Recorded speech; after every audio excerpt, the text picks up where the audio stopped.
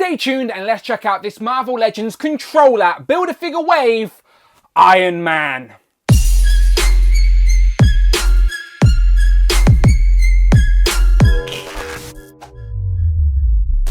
Pow and welcome back to the channel, Dan Who Reviews. As always, my name is Dan W. Make sure you are following me on Instagram at It's Dan Who. And remember, you can now hit that join button and become a channel member as well. Either show some love or join the members club. Much appreciated. Today we come to the end of the Marvel Legends controller Build-A-Figure wave, and we have the last figure who doesn't even have a Build-A-Figure piece. It is of course the Mark 70, aka Iron Man. And if you're thinking this has a retro flair to it, you would be correct. That is its intention. Even though it's a modern armor, it is meant to be inspired by those early retro designs. And it is a brand new Marvel Legend mold, no pins on it. This should be a beautiful figure. In the packaging, he comes with an interchangeable set of hands, some blaster repulse effects, and that smoke that we're getting now in like a translucent white, which looks nice. But as I mentioned, no Build-A-Figure piece in the box. But it does undoubtedly look like a very nice Iron Man for sure. Then we get an image of Iron Man on the side of the box, that Alex Ross design, of course. And then we get a write-up that reads, Tony Stark resolves to go back to the basics, donning a new stripped-down Iron Man armor inspired by his most classic designs. And then, as always, you get a list of all the figures in this wave you need to complete the controller Build-A-Figure. Today we're reviewing Iron Man, even though he doesn't come with a Build-A-Figure piece. So, without further ado, let's get him open, and trust me, I'm going to bring out lots of Iron Men to compare him to. So here we have Iron Man out of the packaging with all of his accessories, and of course, shout out Eve Rivera, as he had the first in-hand look of this guy a while back. But now this wave is out, I've got my hands on mine, and yeah, I'm looking forward to building my comic haul of armor, as they're starting to pile up now in this modern age. But yes, he comes with a set of fisted hands, and then some smoke effects, and some repulsor blasts that we've seen before, but now in a different colour. So before we get into taking a closer look and checking all that out and doing lots of comparisons, let me first try and give you a little bit of background on this particular armour. This Iron Man armour officially debuted in Iron Man Volume 6 number 1 in September of 2020. In the story, Tony Stark is trying to go back to his roots and designs this new vintage style armour, the Mark 70, designed by Alex Ross. It's powered by a low-level AI called Boss and has the flavour of those retro designs. So let's zoom in and check out this Iron Man armour, because it is a brand new Marvel Legends base body that we've not seen before, so it's completely pinless and very aesthetically pleasing. And remember, this is a modern day armor but with a vintage retro flair, and that starts at the head sculpt, as it has all the tropes an Iron Man armor should, with the eye holes and the mouth slits. Now, I think originally the idea for Tony to go back to basics was to humanize the character, and you were meant to see the eyes behind the faceplate, but I think the comic moved away from that, so that's not necessarily Hasbro's fault. The blacked out eyes and the mouth slit is accurate, so you got them on the front, and then you got some sort of cheek holes as well, and then you got those discs where the ears would be within the helmet as well. What's interesting though about this figure is that the neck piece is a separate piece in the torso, so you get neck articulation as well as the ball and hinge on the head. So it does give you great range for those flying poses. If I get him looking up, and then for posing like that, ACBA, or just for display, you get him looking forward as he's flying. So I like that a lot. Let's bring that back down.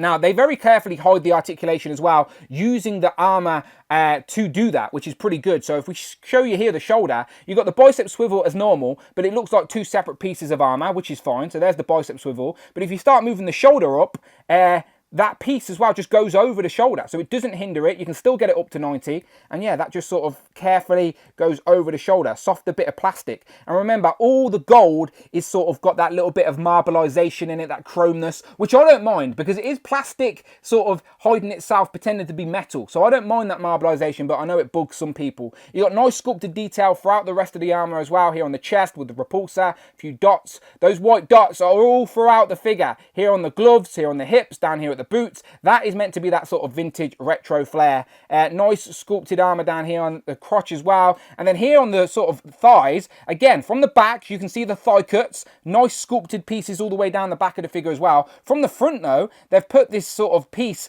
over the thigh cut, so it looks like there's not there from the front, but I assure you it's nicely hidden, so you can still get a nice thigh swivel with this armor piece hiding that. So that's pretty good. Down here, the knee joints, double jointed pinless knees, same as the double jointed pinless elbows.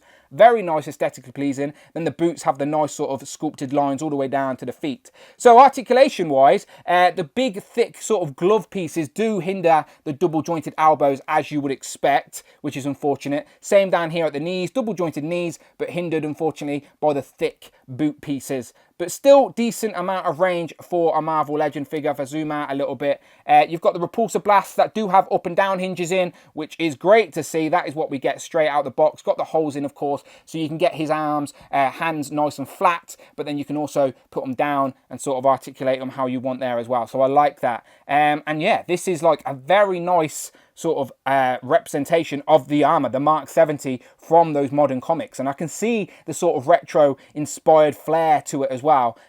So yeah, this is really good. This is probably the sleeper hit of the wave, as it doesn't come with a Build-A-Figure piece. Some people may be skipping it, but I applaud you, do not. This is a very nice addition to a comic Hall of Armor for sure. Now, before I go through accessories, best go over articulation, because it is a brand new body. Not something I usually do, but it is worth to mention that because it's Iron Man, as I said, they do hide the articulation very well within the design of the armor. Like these boot pieces, the articulation, there's a boot swivel there, but it looks like the armored boot, so that's pretty good. Double jointed elbows and knees, as I've showed you, but are hindered by the thickness of the sort of cuffs of the boots and the gloves, but it's still there. Nicely hidden thigh swivel, which I showed you. Legs go really far out as well, considering he's a man in armor. Really good forward as well, because the pieces are, there's enough gap here at the crotch for that thigh sort of piece to go underneath, so his legs can go all the way up to 90, no issues there at all, so that's pretty good. And then here at the waist, there's no waist swivel or ab crunch, it's all up here at the top of the diaphragm. You've got the ball in the diaphragm, so you get some nice hinge sort of swivel and sort of tilt and whatever you want here. So not so much forward, more so back, a lot of tilt as well. But again, they sort of sacrifice the ab crunch here for a more aesthetically accurate sort of design. And there is a lot of sculpted detail on this figure, but it's really interesting that they've put the neck as a separate piece in the sort of torso, so you get that extra range on the head. And again, great for flying posing. And I love that we've got the hinges in the hands as well. Those repulsor hands that with the hinges make such a difference, because before we get them stuck in that one position. So it's nice that we have our options now. But yes, Iron Man, honestly, really nice figure, and get your hands on it yourself. It's a lot of fun. Straight out the box, you get the open palm hands that have the hole in to plug in the repulsor blasts. But again, worth to mention that these now have the hinges on. The up and down hinge at the wrist makes such a difference. Previously, we get those stuck in a pose and it's really awkward for displaying. But now you get the two repulsor blasts. Now, if you've been collecting Legends for as long as I have, then you have multiples of these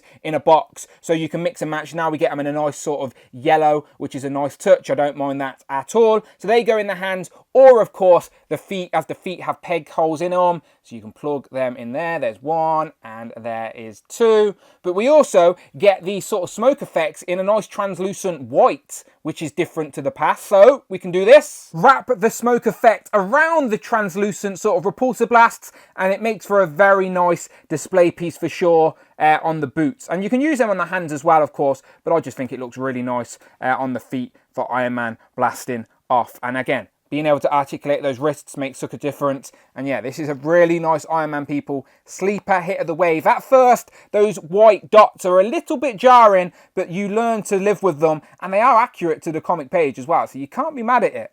And finally, if you don't want your Iron Man blasting around, then he can stay on the ground and fight, as he comes with a set of fisted hands. Again, these should be standard with every Marvel Legend ever. And yeah, now you can put them down to the side. Now, I do wish his arms were a little bit tighter to the body, but again, it is a man on armor, so I let that off because, yeah, that doesn't look too bad, does it? But yeah, that's always a niggly thing with me.